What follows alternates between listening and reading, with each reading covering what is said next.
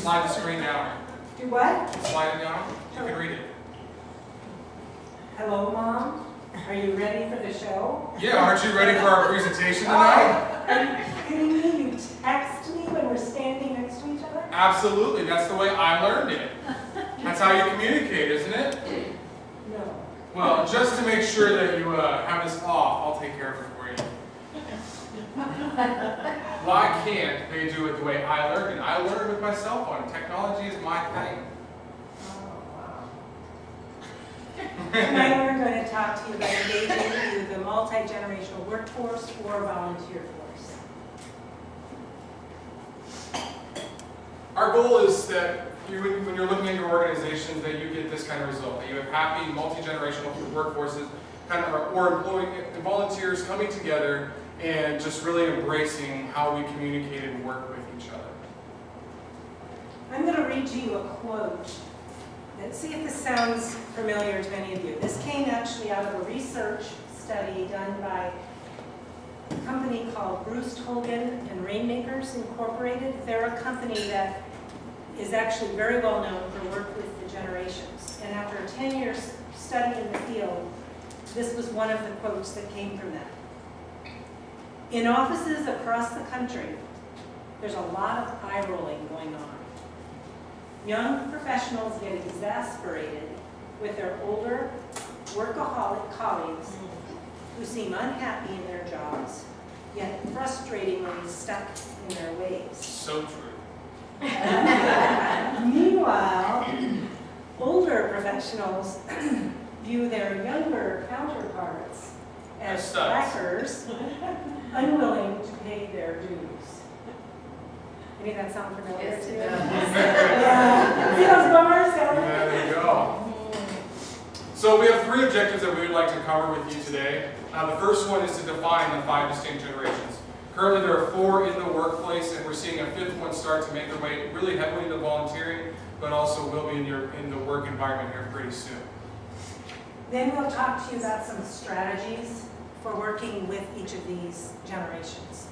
And lastly, I'm a person of action and kinetic steps, and so we want to make sure we give you something that you can walk away with today and implement with those in your workplace or your volunteering environments. So we want to give you something that you can take away immediately.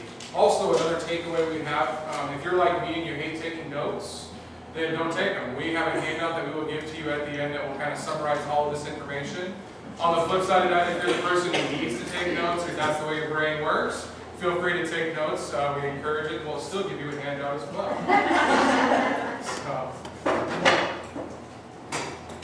This is a quote that I really liked. People resemble their times more than they resemble their parents. I'm going to say that one more time. People resemble their times more than they do their parents. That's pretty powerful. You think about cultures, you think about your heritage, you think about the part of country, the part of the world you grew up in, and you think that's what shaped you.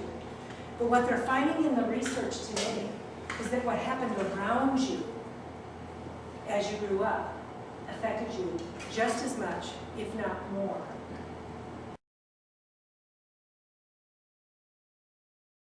How do we work with this generation?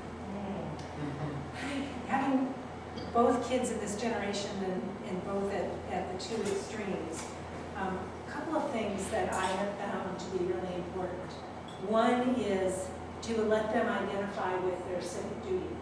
They want to give back to the community. So pulling them into your volunteer evolutions, pulling them into projects is really powerful. Let them know what the project is. It doesn't matter which side of the spectrum they're on. That's really important. What do you consider with Jessica? I mean, look how passionate she talks about human trafficking. You can see that passion right there. So she found a niche where she's passionate and she's driving it.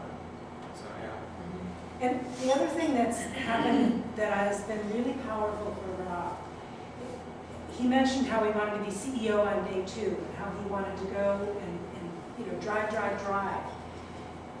The catch was that he didn't have the experience. So you can't just jump into that. Even though he thought he could, he's now realizing that, oh, maybe he doesn't know everything. Close. And the way, part of the